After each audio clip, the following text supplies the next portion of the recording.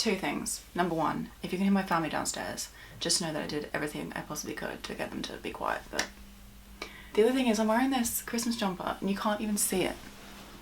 So festive. That is in honour of today's video because today I'm going to be filming a book haul, but this is a collected book haul. These are all the books I've bought since I think September, so I have a lot to mention here. I don't usually buy this many, but two things happened. The first thing is I went to New York and I bought a bunch of American editions of books I wanted, and then the other thing is that Christmas happened and I received a bunch of books because, as we all know here, I'm an avid book lover. I really like sharing this because it gives you a look into my collection, but also a taste of what I might be reading across the coming year. I'm obviously going to be filming a 2025 TBR, but in the meantime I feel like this is like a good way of getting a sense of what my reading might be looking like into the future.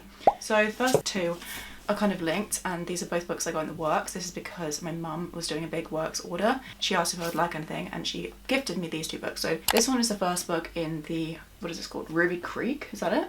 Gold Rush Ranch series, which is Elsie Silver's first series. You might know her through her Chestnut Springs books, cowboy romances, and this one is kind of similar, like country romance book, and it's her first series, it's her debut novel. So I got that one, and then I also got Wild Eyes, which is the sequel to Wild Love, which is in the Rose Hill series, which is the follow-on from the Chestnut Springs.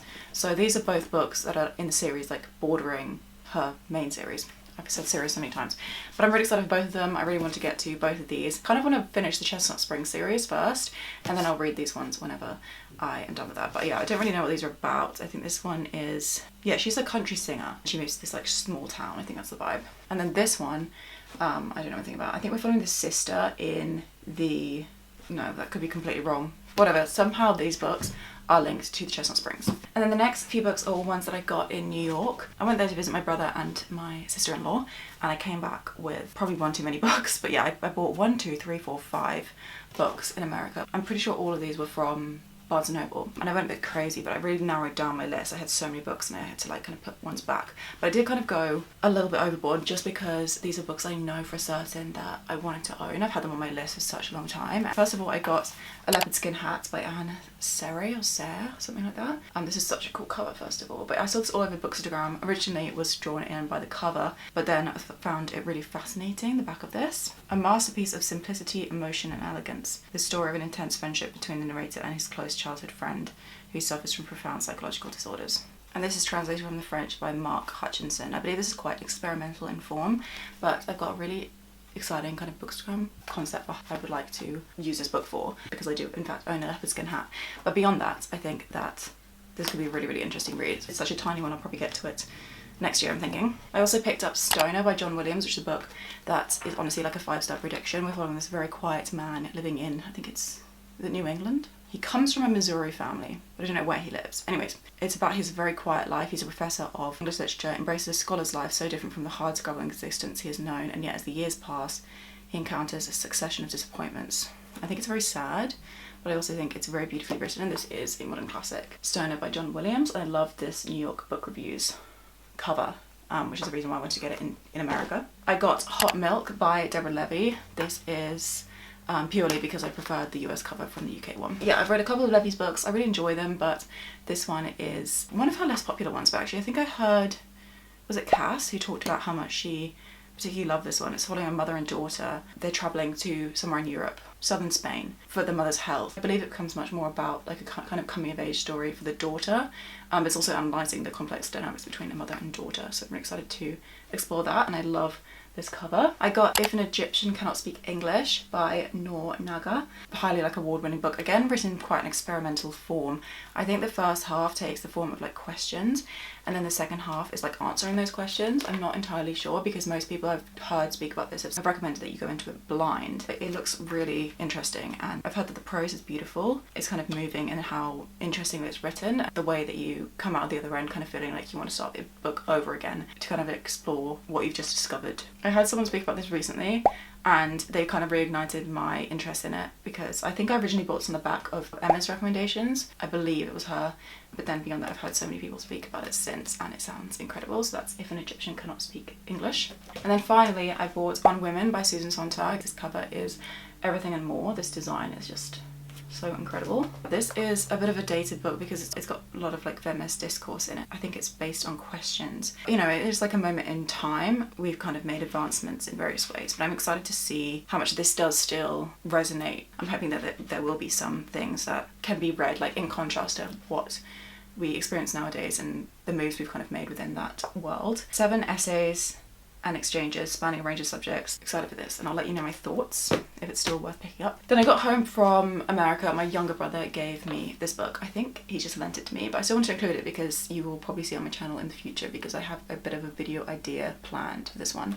And this is After Dark by Murakami. I have read no Murakami. Going into this, not really knowing much about his writing style at all, but I've heard that he's very, very well loved, obviously, but also that there is some like kind of controversy to his writing. But I'm excited to kind of explore that for myself because I'd never want to be completely influenced by other people's opinions on something, particularly when other people have a negative opinion. In most cases, I don't want that to stop me from ever picking up a book. After Dark is the Murakami that intrigues me the most, and again, it's based on Emmy's recommendation. She read this ages and ages ago, and it's one of her favourite books, I believe. All the occurrences in this book take place after the sun has gone down, which is a really intriguing concept. And I just think the vibes are going to be so perfect, and that's the reason why I have a bit of a vlog idea planned for this one. The only thing that kind of scares me or makes me a little bit tentative in picking up Murakami is that I believe he plays quite heavily into magical realism, which is a genre that I generally try to avoid. I love fantasy and I love literary fiction, but I don't really like when there's that kind of like middling ground. It often is quite lukewarm, and it often is also used by the author to kind of explain away strange happenings. And I would prefer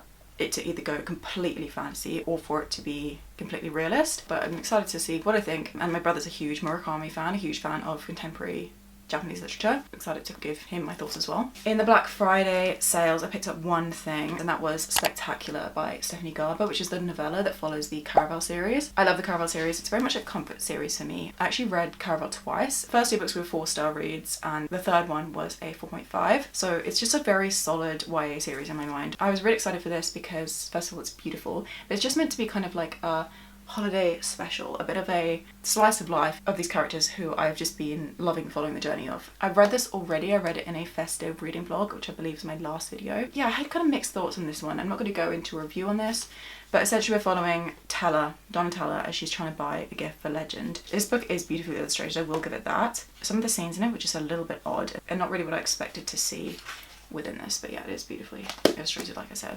Also, in that weird in between autumn and Christmas, I bought myself Amusing Ourselves to Death by Neil Postman, which is a book I've had on my radar for quite a while now, and I first was inspired to pick this up. I know this is kind of cringe, but it was by the Arctic Monkeys album Tranquility Base Hotel and Casino. This book heavily inspired Alex from Arctic Monkeys to write the album, or write the lyrics of the album, and construct the themes around it. That's my favourite album of all time, so I'm really excited to read the kind of source material behind it. On top of that, this is super duper interesting. Established itself as a key text in cultural and media studies, television, Postman argues, has taken the place of the printed word at the centre of our culture, and in doing so has trivialised the once serious and coherent discussions of all public affairs. The thing that really sold me in this book was how even like political figures and in journalism and religious figures and things like that no longer rely on words to deliver their messages. They have other ways of doing that and other ways of manipulating an audience. So it's basically breaking down that kind of concept. However, what's super duper interesting about this book is that this was first published in 1986. Apparently so much of this is still relevant to today, even though today's media has changed so significantly within that time period. And it takes particular inspiration from George Orwell as well as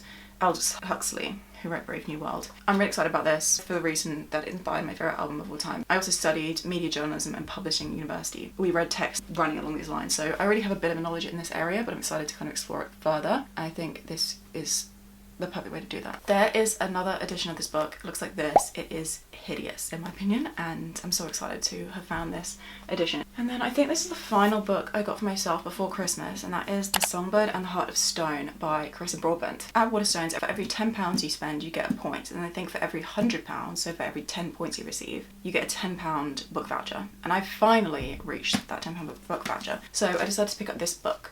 And the reason why I chose this was because I saw via Waterstones email that they were actually selling signed copies. So yeah, this book is signed. It also happened to be £3 off in store. I got one of the final signed copies and I was so excited to get this. So I barely paid anything for it. I think I paid like £9 or something when this book should have cost me 22, which was a dream. It's going to be made up of 3 duologies. So we're going to have Seven Wings of Night, The Ashes and Star-Cursed King as one duology.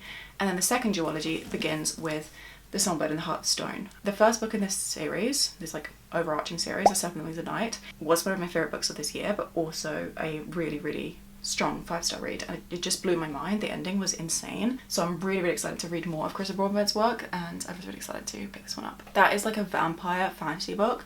It is crazy. I really highly recommend trying the first book and seeing what you think. Definitely stick around till the end, because the end had so many plot twists. I was honestly between like tears and shock, like non-stop. I was just so invested in it. I got gifted an arc by Sceptre. This is What a Time to Be Alive by Jenny Mustard, who was originally a creator here on YouTube. I followed her years and years ago, and then she wrote a book called OK Days, which was a literary fiction. I haven't actually read that one yet, but that got such high praise, and now she's like a full-fledged author and she's writing books all the time. So this is her sophomore novel, and again I think it's along those same lines of like a little bit of like a millennial literary fiction kind of vibe. This sounds so interesting and so fun, and I'm really, really thankful to have received an arc for it. I definitely will be reading this in the new year. 21, Friendless, Without Money but Not Without Hope.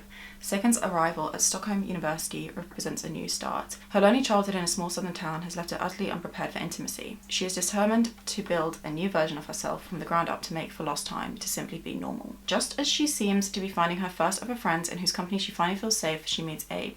Beautiful, charming, and by some miracle he wants her too. Abe seems completely at ease in his own skin. A story of class, sex, loneliness, and the trials of young womanhood, but above all, a story of firsts. The first party you're actually invited to, the first moment you fall in love, the first time you betray a friend, the first time you ask yourself, how much of myself am I willing to sacrifice to finally fit in. This sounds fascinating, and I honestly want to pick it up right now, but I'm going to wait till it's closer to the release date. This doesn't come out till April 2025. Thank you so much to the publisher for that one. Now we're going to move on into books that I received for Christmas. I am so excited because all of these are just perfect to me. So first of all, let's start with this one. I received a copy of The Ashes and the Star-Cursed King by Carissa Broadbent. So like I said, first book in the second duology of this overarching series. This is the second book in the first duology. But yeah, I'm so excited for this. This was a gift from my mum. What's really fun is that the first printing of these have designs under the dust jacket, which is amazing. And so far I've collected the whole series in these first printing hardcovers. So this one also has a design. Look how gorgeous this one is, the bird. I own the first book in hardcover, so I was really keen to get the rest of the series so they would match. So I'm really thankful to my mum for picking this one up before it goes out of print. She also got me this, which is a bit different. It's a bit of a coffee table book.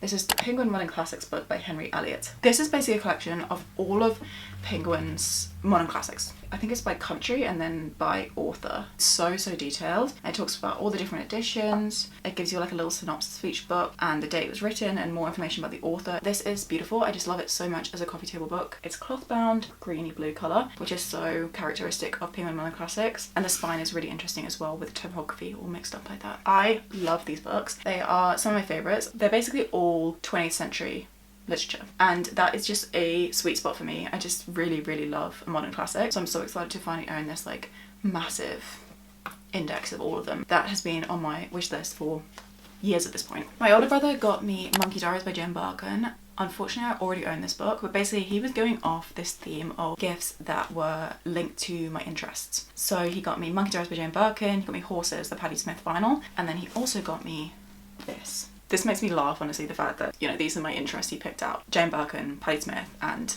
Guy Fawkes. Yeah, I have a really niche interest in Guy Fawkes. I'm just so fascinated by this event. The gunpowder plots, the reason why we celebrate Bonfire Night.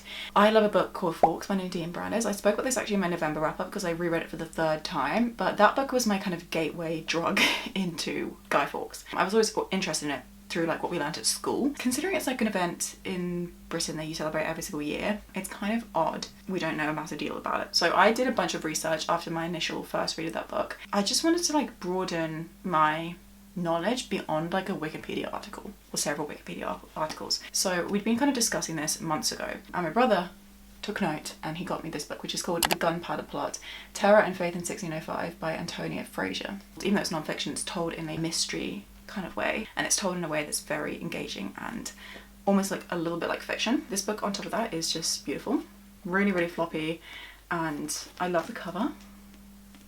Love Guy Fawkes. With a narrative that grips the reader like a detective story, there we go, could have just said that. Antonia Fraser brings the characters and events of the Gunpowder Plot to life, dramatically recreating the conditions and motives that surrounded the fateful night of the 5th of November 1605. She unravels the tangled web of religion and politics which spawned the plot. Beautifully written, it is also scholarly, thoughtful, and above all timely. Genuinely so excited for this. I think I'm going to save it till November next year. So my mum and I went to see the Nutcracker ballet, but like in cinema. It was showing very limited screenings in some UK cinemas. I love the story of the Nutcracker. This interest is honestly birthed from Barbie's The Nutcracker.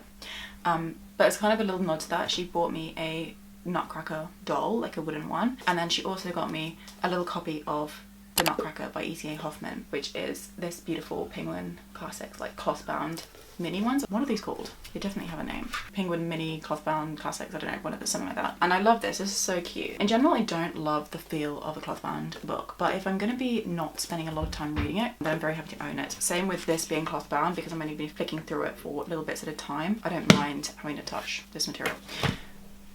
That's a me problem. But yeah, I'm really excited to explore the original story of the Nutcracker and see what I think about it. Apparently it's quite different from the ballet, but still it is what they drew inspiration from, so I'm excited to kind of draw comparisons between them. And the final book I received for Christmas was The Burial of the Rat and Other Tales of the Macabre by Bram Stoker. This is a beautiful book, first of all. Like, look how stunning it is. Foiled, but in like holographic foil. So interesting. Bram Stoker is of course the author of Dracula. I've never read Dracula. I tried to start it in 2023. October 2023, and I was reading it via audiobook. The audiobook was fantastic, but then at the same time I was gifted a physical copy. Because of how much I was enjoying the story via the audiobook, I decided to put the audiobook on pause and to read the physical copy of Dracula instead, so I could annotate it essentially. So then I planned to read it 2024 this year. October rolled round and I went to New York, and that meant that I didn't get around to it. So 2025, spoiler for my 2025 TBR, Dracula's on the TBR, so that's gonna be read. And I thought also at the same time we could kind of throw in a couple of these stories here and there, because this is such a cool collection. It's got so many stories. They'll be just so perfect for that time of year. I love a short, spooky story. Oscar Wilde's written some, Edgar Allan Poe's written a lot, and I love that. It's just like a little like nod to the season, or a way to kind of get a little bit festive for spooky season. And you can just read one of these in like an evening. Okay, I've literally just finished filming this video and I realised I forgot the book that I really didn't want to forget because it's so cool. This was another Christmas gift and it was from my sister-in-law, Tiffany. Tiffany, if you're watching, I did not forget this because I forgot you. I forgot it because I've actually already put it separate from the other books because I put it on display in my room because it's so cool. So one of my favourite books I read this year was The World is Going to Love This, often based on the stories by Gordon Raphael. Am I hauling the exact same book I already own? No, this is a super cool book. So basically, I read this book earlier in the year when I was in New York with Tiffany. We were in this little independent bookstore and I saw that they had a signed copy. I was like, that is so cool, but I was also like, I don't need it because I've already read the book. I was like, there's a part of me that was annoyed I didn't find this before I read the book, but another part of me was like, it's okay because I actually don't really love annotating books that are signed. So I was like, I'll just leave it behind. Everything's fine. Forget it happened. And I've had quite a lot of interactions with the author, so I was like, I've satiated my need for this book. Under the tree on Christmas Day was this book, and it is signed by the author, of course. It says, enjoy the adventures, X Gordon Raphael, NYC 2024. And he did it for Rocktober, which I don't know what that is, but I need to look into it because it sounds fun. I'm so thankful to Tiffany for this because Tiffany trekked all the way across New York to go and get this book for me after I'd gone back to England. Like the effort she went to go and get it and the fact that she remembered me like ranting on. This was like a life-changing experience. Gordon Raphael, if you didn't know this already, he was the producer of the Strokes' first two albums, Is This It and Room on Fire, which are arguably some of their best. This book is like a memoir of his experience doing that, but also a lot of the rest of his career and the kind of ups and downs of that journey. I loved every single second of it, so I was so excited to see this under the tree on Christmas Day. Definitely not neglected for any reason. I was actually like putting it on a pedestal above the other books. Let's go back to the video. So those are all the books I got for Christmas, but I did buy myself one book. Boxing Day sales, New Year sales, that kind of thing, and this was Waterstones. Every single year they do 50% off a lot of their hardcovers. A bit of a theme going on here, but I picked up the novella to the Grounds and Axia series, 6 Scorched Roses. So if we bring these books out again, this is the last time I'm doing this, I swear. The Serpent and the Wings of Night, book number 1. The Ashes and Starcoast King, book number 2. In between these two books, you read a novella, and that is 6 Scorched Roses. I read this on my Kindle, and I really, really enjoyed it. It was like a 4.5, 4-star read, that kind of territory. It was just so beautifully written. It had some really, really interesting themes and captured in such a tiny, tiny little book. I really wanted to own this book in hardcover because I enjoyed it so much on Kindle, and I wanted to match the rest of the series basically. But this hardcover cost $16.99, and I was like, absolutely not. I'm not paying $16.99 for this book. I saw that it was in the 50% off sale at Waterstones, so I decided to buy it there. So I paid much less money than I would have paid had I bought it either on Amazon or for retail price. And I also think this has kind of come a bit full circle because I bought the first book in this huge series last year in the New Year sales. So my final book I will be buying is this one, and it is Six Scorched Roses. We're ending the year in the same series. So that's it. Those are all the books that I have bought / been gifted recently. There's a lot, but I'm really excited about all of these. Every single one of them, like, I could start instantly. I'm trying to get books I'm in the middle of finished before the end of the year. If you've read any of these and you have any thoughts on them, let me know. If you're excited for me to get to any of these, let me know. I can put them in reading vlogs if you'd like to see that as well. So again, let me know. But yeah, that's it. Thank you so much for watching. Thank you so much for being here. Give this video a thumbs up if you enjoyed it, and subscribe if you'd like to stick around. I hope you had a very happy Christmas if you celebrated, and I'll see you very, very soon for a new video. I've got a couple of videos planned before the new year, so posting literally like in a couple of days. See you then. Bye bye.